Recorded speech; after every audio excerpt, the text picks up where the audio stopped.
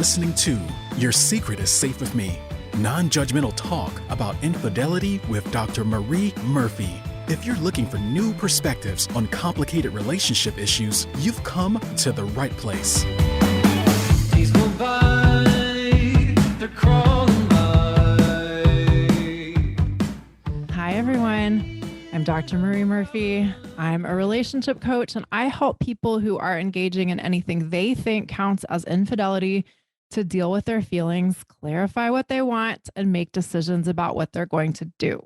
Sorting out your infidelity situation can take some time and effort. Making any changes in your life requires you to make changes in your life, and I will not sugarcoat the fact that this can take some work and that it can be uncomfortable. Often people come to me and tell me they've been putting off dealing with their infidelity situation for a long time because they've been afraid of the discomfort that may come with doing anything about it. And it's true, it can be uncomfortable to deal with your infidelity situation or any other complex situation in your life. But I can teach you how to handle that discomfort in a way that makes it tolerable. And the benefit from being willing to do this is that you get to feel better and live more of the life you want to live. So if you're ready to address your infidelity situation, let's work together. You can schedule an introductory coaching session with me through my website, mariemurphyphd.com. All right, today's episode is about many different things. It's about dealing with things that our domestic partner or someone who we might want to be our domestic partner does that we don't like. It's about what's going on in Ukraine right now and how you might be responding to it. And most of all, it's about taking responsibility for your own business and the sneaky ways we try to avoid doing that. And I'm going to talk about all of this stuff in relation to a very challenging and interesting and ultimately mind-blowing aspect of my own romantic history. Our story begins many years ago when I was younger and even more overzealous about many things than I am today. I am grateful every day of my life for the opportunity to grow older, and with that, for the chance to grow a little wiser. And you'll know exactly why I'm saying that as soon as this episode is done, I promise. Prior to meeting the lovely human who is now my spouse, I did not watch television, categorically. There were a few exceptions to this, but they were quite limited in scope and application. I had no interest in television, and I had no interest in people who are interested in television. I had a no TV dating policy. If I met someone who seemed kind of interesting and kind of attractive, and they started talking about their favorite TV shows or whatever, I was out. It was all over instantaneously. No matter how intriguing I might have found them prior to their mention of their interest in TV, I was done as soon as I learned that they had any interest in television. This is more or less an example of what some life coaches I know call a personal religion. And let me tell you, that concept does not have positive connotations. When we speak of a personal religion, we're usually talking about someone getting really fanatical about something and adhering to a set of rigid principles and standards in a way that may have a detrimental impact on their own life. So just for an example, some people's personal religion is a set of beliefs about any mood-altering medication being bad. You might think antidepressants are bad, or anti-anxiety meds are bad, or antipsychotic medicines are bad, or, ADHD medication is bad, or, they might even include mildly caffeinated teas in the category of mood-altering medicines. Who knows? The specifics aren't really the point. But the point is that on the one hand, thinking this way might be fine. But then what happens if you find yourself very depressed and non-pharmacological interventions don't seem to be doing much good? What happens if you don't want to be so depressed, but you're also deeply resistant to trying medications that might be helpful? Well, what happens is you close yourself off to exploring an option that might benefit you in ways that you want to be benefited. And it's your prerogative to do that, of course. But you might also prevent yourself from finding some effective relief from your depression. Is that good or bad for you? Does that trade off make sense? You get to decide. For a while, my no television personal religion served me very well. By being really clear that I didn't want to watch television and by choosing not to get sucked into watching television with other people, I spent my time in ways I felt great about. And I did not spend my time doing something that I wanted nothing to do with. In addition to not dating people who watch TV, I didn't have roommates who watched TV. And this was awesome, right? But as the story I'm going to tell you today will make abundantly clear, this policy of mine, if we can generously call it a policy, or this personal religion to which I was rather fanatically dedicated, was also the basis for me acting like a total asshole in a particular situation of my life. I want to make it clear that I am saying that without the slightest bit of self reproach.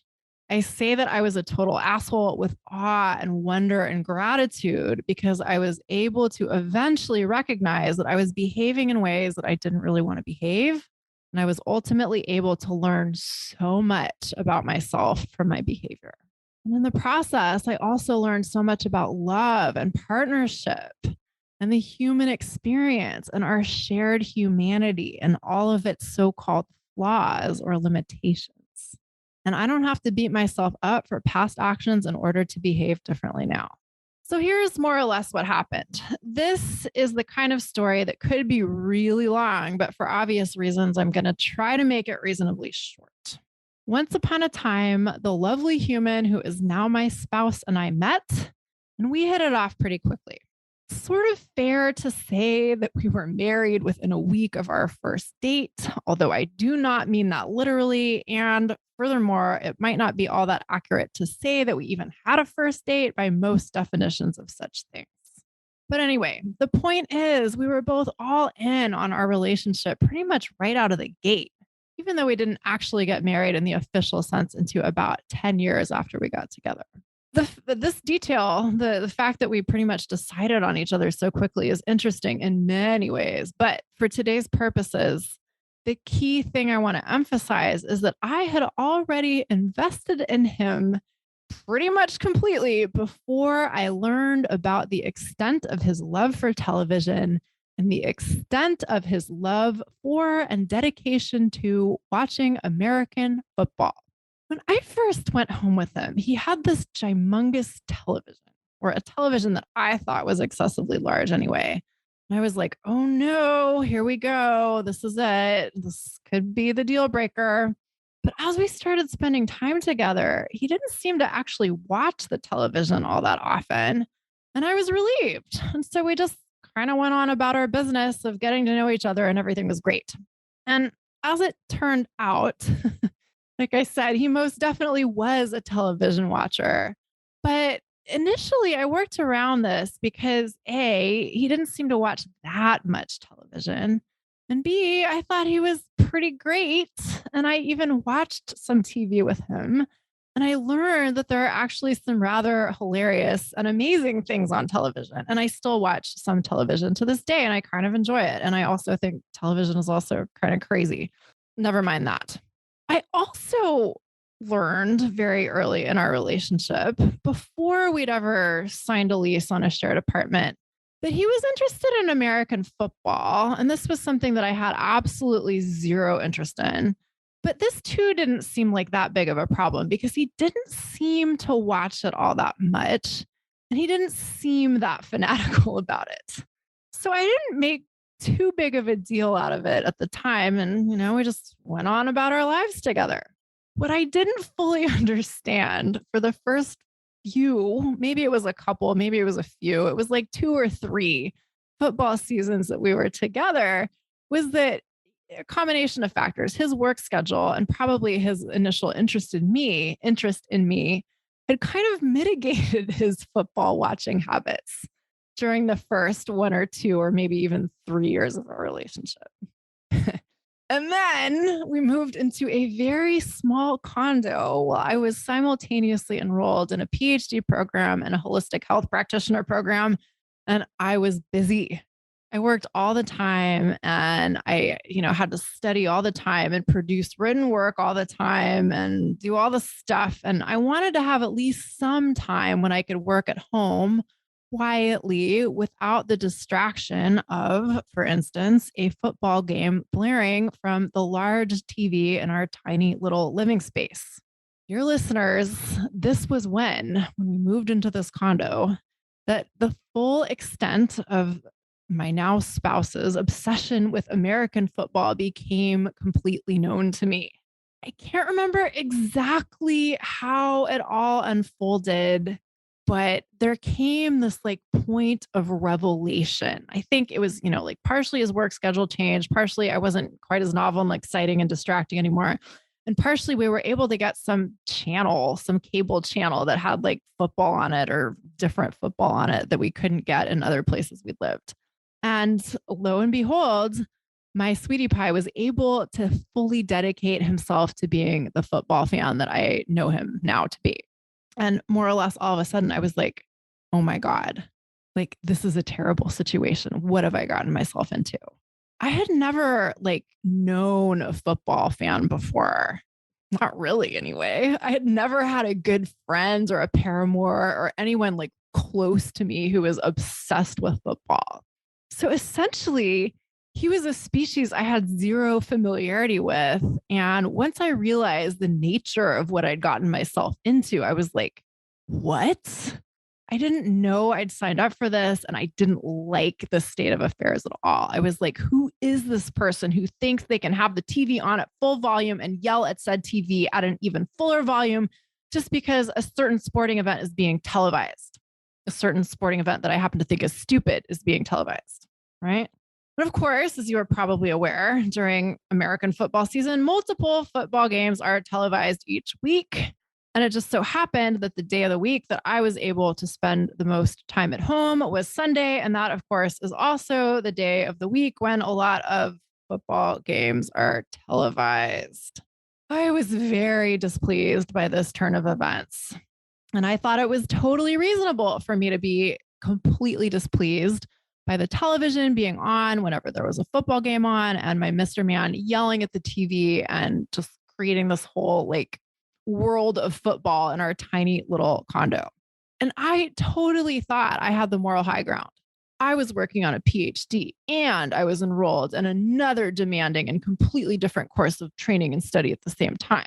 I had to teach classes. I had to write papers. I had to grade papers. I was learning about all this other health and wellness stuff and working in a massage therapy center. And I was doing all this important stuff, man. And I deserved to have some peace and quiet in my very own home when I needed it so I could concentrate on my very important work. Not only did I believe that I was doing important stuff, I believed that what I was doing was way more important than my honey pie watching football. I believed that me doing what I needed to do in our home was objectively, like morally better than him watching football. I believed that if I wanted him to turn the sound on the TV down, he should turn it down because obviously what I was doing was more important, right? And moreover, I thought football was stupid and pointless, and I thought it reflected badly on him and therefore on me that he liked it so much. And it seemed obvious to me that he should see it this way too. I told you I was an asshole. As you might imagine, this way of seeing things, my way of seeing things, did not exactly translate into me having reasonable conversations about the football situation with my football watching domestic partner. Basically made the situation into a holy war. I made our situation into a matter of football is bad. The work I need to do in peace and quiet at home is important and good. And you should have to accommodate my needs because they're more important. I will say that it's been years since this era of my life came and went. Thank goodness. So I do think it's important to say that I am exaggerating a little bit for emphasis here. But even so, I am not exaggerating when I tell you that I saw the stakes of this issue as being really high. This football thing was not a minor annoyance. This was a big deal. This was about me versus you, good versus bad, good versus evil, right versus wrong. And so my efforts to turn my requests to my football living domestic partner for any sort of volume control on the football games were infused with righteous indignation on my part. And guess what? My football watching domestic partner responded in kind. However unreasonable or self righteous my request might have been, I think it's fair to say that his responses were just as unreasonable and just as self righteous, if not more so. If I asked him to turn the TV volume down, he would tell me that I was like abusing him for even asking for this, that kind of thing. I may have been waging a ridiculous crusade of sorts, but he was also totally ridiculous in return, I assure you. Which in retrospect seems fair enough, but at the time, I believe that he was the problem, right? I mean, I totally thought that like he was in the wrong and that was all there was to it, right? And so clearly the tensions around the football issue escalated dramatically and it was awful and it was so unpleasant for both of us. And oh my God, I can laugh about it now, but at the time it was not funny. And so I was like, okay, we need outside help on this issue. We're going to couples therapy. And my football watching domestic partner did not want to go. He just wanted to watch his football in peace. But I was like, no, we have to do this. There is no good alternative here. And so he went grudgingly. And on the one hand, I give myself great credit for doing this. Even in retrospect, I'm absolutely sure that it was the best thing that either of us could have done to address our challenges at that time. And I also want to be clear that I dragged us to the couples therapist with the agenda of getting my football watching domestic partner to compromise, to wear headphones during some of the games he watched at home in our little condo while I was at home and trying to work. And he was totally and completely unwilling to do this. And I was like, dude, this is a reasonable request. And if you don't see it that way, I am going to find a licensed professional who will see it that way and who will convince you that I am right. And lo and behold, that is kind of what happened. The therapist did agree with me.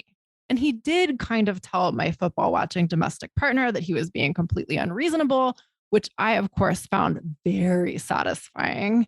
And then Mr. Man and I worked out a headphone wearing arrangement for some of his football watching. And although he wasn't excited about that, we did manage to avoid nuclear war, which, of course, was a very good thing indeed, right? And then over time, tensions cooled considerably around the football issue. Thank God. And we made it through a few more years of living together in that very small space and a few more football seasons in that very small space. And although neither of us was completely thrilled with the arrangement of the football watching stuff, the headphones for some football games and the high volume for other football games, we made it work. It might not have been 100% awesome for either of us at times, but it was okay. Now, I will tell you more about how the football factor has evolved over the years and what I learned about the events I just shared with you. But I'm going to get to that in a moment. Before I do that, I want to say a little something about compatibility, even though that's a topic that probably warrants its own podcast episode. But I have to mention it here because it's just so relevant to the story I've been telling you so far today. A lot of people talk to me about the extent to which they're compatible with someone they're involved with, or they tell me about their concerns about their lack of compatibility with someone they're involved with. And I always ask people what compatibility means to them. And I get all sorts of different answers. And often some people's answers are pretty convoluted. And I'm not surprised by this. And I don't blame anyone for this because although we have this shared idea that compatibility is a thing, I hear a lot of definitions of compatibility that are total nonsense as far as I'm concerned. If not nonsense, then at least pretty useless, right? In my very humble opinion. Now, let me be clear. If you have a precise sense of what compatibility means to you and your definition of compatibility has served you well, then that's wonderful. Go with God. But if you don't have a clear sense of what compatibility means and you just have the vague idea that compatibility is a thing that you need to have in order to have a successful relationship, I urge you to proceed with a lot of critical thinking. If you were to look at many of the conventional measures, my spouse and I are not compatible at all. The football thing is perhaps the best example of this, but it is not the only example. We are different in a lot of ways that might lead some people to not connect on anything, but we did, and we still do. Here's the thing. I don't think there's anything wrong with you saying you want someone who likes certain things and does certain things and wants certain things and doesn't like and do and want other things. You are allowed to have whatever preferences you have about your relationships or your partners. But sometimes the problem is that getting really focused on certain requirements can prevent us from missing out on some really rich connections. Most of the time, what we want ultimately is rich connection. We think that having policies and requirements is what will get us the kinds of connections we desire, and maybe they will, but not necessarily. And even if your list of preferences gets you to a person you adore, loving them deeply for any length of time will probably require you to abandon some of your deeply held ideas about how things should be. When we think about compatibility, I think it's helpful to ask ourselves just what exactly we think a romantic relationship is for. Is it an experience or an arrangement or an agreement that is supposed to provide us with maximum happiness and satisfaction at all times? Good luck with that. Or is it an opportunity for connection with the humanity of another person and with our own humanity as well? And connection with humanity, our own or anyone else's, can be sublime, but it can also be excruciatingly challenging.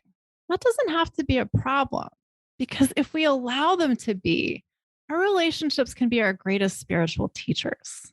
Or put differently, our relationships can be the vehicles for our individual transformation and growth.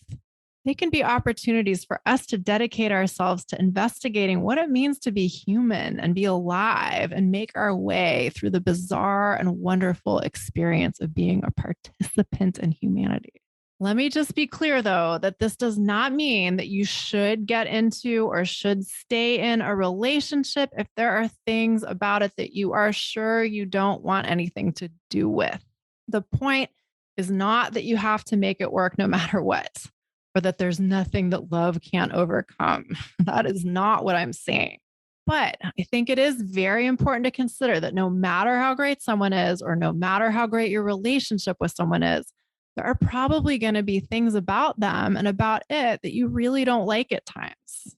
And that doesn't have to be the end of your relationship with your person. It might be, but it doesn't have to be. And it might just be the beginning, not only of your relationship with them, but also your relationship with yourself. I could have decided that I just didn't want to be with someone who was as interested in football as my football watching now spouse is, right? I could have decided that we weren't compatible because of that. And if I'd done that, I might not have had to contend with, football being televised in my home, which would have been a win of sorts. But I also would have lost out on sharing my life with this wonderful human who I enjoy so much in so many ways, right? And perhaps even more interestingly, I wouldn't have gotten to experience all of the growth I ultimately experienced from having to deal with this football thing and work through it with him.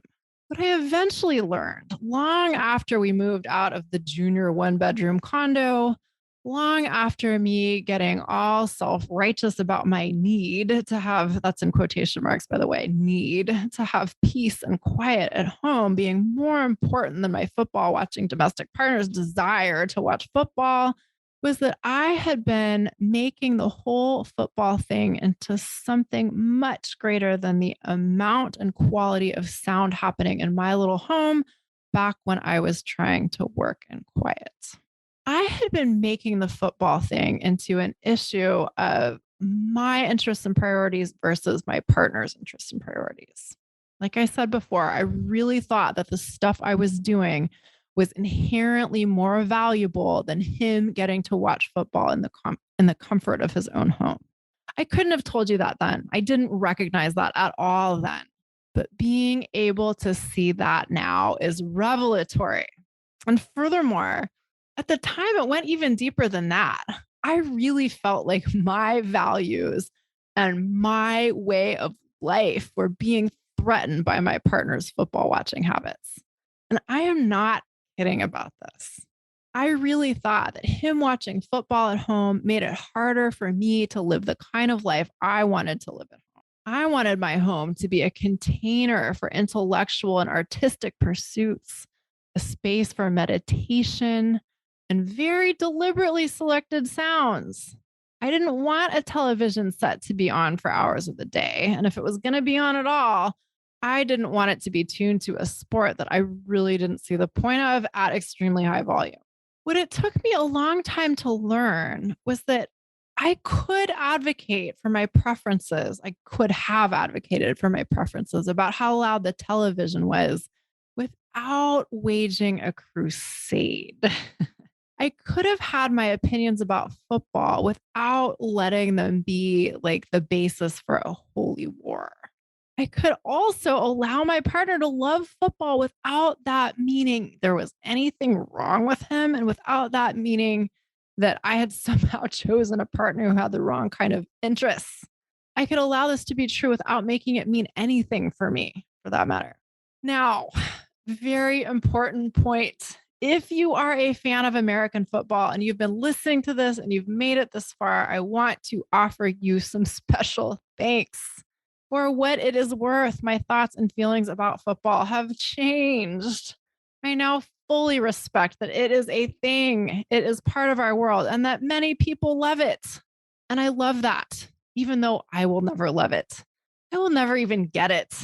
I've actually tried to develop an appreciation for American football since I have come to embrace the fact that my dearest darling honey pie loves it so very much. But I just can't. And that is totally okay with me. Having neutral thoughts and neutral feelings about football is great for me. But I just want to make it clear that I am not hating on you football fans out there. There was a time when I could not have said that truthfully if I could have even gotten those words out of my mouth at all. But now it is the truth, and that is wonderful. We can all like different things, and that's okay. Even if we don't love something somebody else loves, that doesn't have to be a problem. Now, none of this is to say that in retrospect, I think my requests were totally unreasonable, right? Requests around the football watching practices in my home. I absolutely don't think they were unreasonable, or at least many of them were not unreasonable. For instance, I think it was totally reasonable for me to want my partner to turn down the goddamn volume on the TV at times. I think it was totally reasonable for me to request that he listen to some games through headphones. And I am so glad we found a couples therapist who helped us broker a deal around this, right? I thought and still think that we had to find a way to accommodate both of our desires, and that includes mine. But there's a big difference between advocating firmly for one's own preferences and turning a domestic dispute into a holy war. I could have significantly reduced my own suffering if I could have looked at the situation in more neutral terms. And then, of course, if I could have done that, I then would have behaved differently. And then my partner would have almost certainly behaved differently in response to my different behaviors. And the whole thing would have been different. But it all happened the way it did, and it's totally fine. It's beautiful, even. We all live and learn, and we're all doing the best we can. And sometimes we are total assholes in the process. And if we're lucky, we live long enough to recognize our own silliness and to choose to do differently. And we have the grace to forgive ourselves for our own folly. And sometimes we're lucky enough to have other people love us, even when we're being total stinkers about something. And luckily enough, my football watching domestic partner and I loved each other enough to work through our collective nonsense around the football thing. We each had to put up with a good bit of asshole behavior from the other, and we did, and we all survived. And that's one of the greatest honors of my life, to have made it through that kind of strife with someone and come out okay. Was it rancorous and awful at the time? Yes. And did that poison the well forever? No. I'm so grateful that we were able to evolve out of that difficult moment individually and together. What an amazing thing to be able to do with someone. All right. If you have been listening to this and thinking, come on, TV and football watching are no big deal. These are not real problems. This is what I have to say. There's no objective order of magnitude in problems. It's what we make things mean that determines whether they're a big deal or not. For better or worse, it's the way we think about things that determines whether they're a problem for us at all and how big of a problem they become. And that's good news and bad news. Now, at the beginning of this episode, I told you that this one was going to be about Ukraine in part. And if you remembered that I said that, at this point, you may be wondering what on earth the connection is. I will tell you. One of the great ironies of me waging a holy war against football in my home was that at the time I was doing this, I was very concerned about the oppression of others, both on a macro and a micro level. In my work as a sociologist, I researched and taught about social inequalities. As a holistic health practitioner, I tended to people's spiritual and somatic wounds. I really gave a shit about other people's well being. I was pretty keenly attuned to the many dynamics in the world that could be considered injustices or worse. And I thought pretty darn highly of myself for this. And meanwhile, of course, I was kind of being a dictator at home, or at least I was trying my hardest to be a dictator. And at the time, I was totally unable to see that. I was so damn concerned with all of the bad stuff going on out there in the world and totally clueless to the bad juju I was creating in my home and in my relationship with my partner and in my relationship with my very own self. And of course, one of the reasons for this was that I really thought the stakes of the football war were so high. I really, really did think that my way of life was being threatened, right? And when it seemed like that big of a deal, it was hard for me to have much self awareness. And in addition to that, it was also very easy for me to not see what I'll call the error of my own ways because I was so very concerned with what I considered the errors of other people's ways. I was very concerned with the so called bad stuff other people were doing, right? And it can be very seductive to believe that there's all kinds of bad stuff going on out there in the world because there is a whole lot of crazy stuff going on out there in the world. Humans be doing some crazy shit. And it's really easy to be horrified and outraged by that. It's really easy to rail against the injustices we perceive out there in the world. It's not hard to identify a lot of problems out there or things we think need to be improved upon in the external world out there. And I am all in favor of participating in the quote unquote betterment of the world. I am all in favor of forging solutions.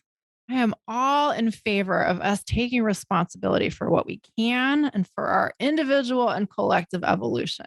But here's the thing. Sometimes we go about trying to better the world or make solutions in the world that don't actually lead to anything good or anything better happening. Sometimes we get mighty fixated on what we think is wrong, and we spend our energy railing against what we think is wrong or trying to right wrongs or obsessing about all the wrongs that need to be righted. And one of the things that can happen when we do this is that we may get so obsessed with like bringing justice to injustices that we forget to take responsibility for our own nonsense, our own blind spots. When we look at what we think is wrong out there in the world and we worry like hell about it, we may lose the opportunity to figure out where our own blockages lie, right? And what may happen then is that while we're getting all worked up about what's going wrong out there in the world, our internal world may be a total mess. And we may be showing up in our own lives in ways that create a lot of pain and suffering for us and for everyone we're close to. We may impact our immediate relationships in ways we don't really want to while we're railing against other people doing bad stuff. And then, of course, to the extent that we have power over others or power to impact the conditions that others experience, we may be bringing all of our very human bullshit to the role through which we exercise our power. And as a result, we may have consequences for our misguided actions, may have consequences for a lot of people. So, in other words, we may create injustices while we're railing against injustices, which is so crazy. Now, I do want to point out that so often it's it's totally understandable to focus on what's going wrong out there, so to speak, for many reasons. And one of them is it's a lot easier than attending to what's going on within us. Facing ourselves and all of our messy human glory can be the most terrifying thing in the world to do. You know what our good friend Carl Jung says, right? Jung says, people will do anything, no matter how absurd, to avoid facing their own souls. I'll say that again. People will do anything, no matter how absurd, to avoid facing their own souls, especially the parts of our souls we're most afraid to face. We may know or have a pretty good idea of what we're trying to avoid, or we may be scarcely aware that we're even avoiding anything. But I'll bet you that if you see anything wrong out there in the world, you can find an echo of it within yourself. And I want to suggest that that's your work. That's the starting point for your work, not what's going on out there, what's going on within you.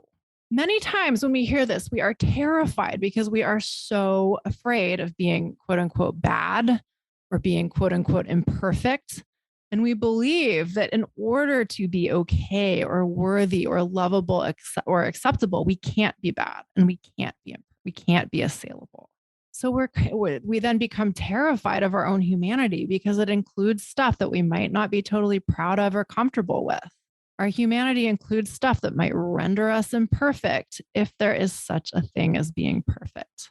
And this is both a reason why we may be so eager to focus on what's wrong out there and a reason why it's so important to recognize that what we see outside of us is to some extent a reflection of what's going on within us. When we're able to face ourselves in the fullness of our humanity and acknowledge our own tensions and our own confusions and our own anger and all the rest of the stuff, we are able to create a more positive ripple effect in our own little lives. And B, we're in a much better position to do things that contribute to the betterment of the world around us because we're a little more clear on who we are. And also C, we are better able to deal with other people being assholes in a completely different way, which is important because most humans are going to act like assholes at some point or another, right? And of course, I'm using asshole as like shorthand here for all of the crazy things that humans do when they're suffering and confused and don't know how to do any differently.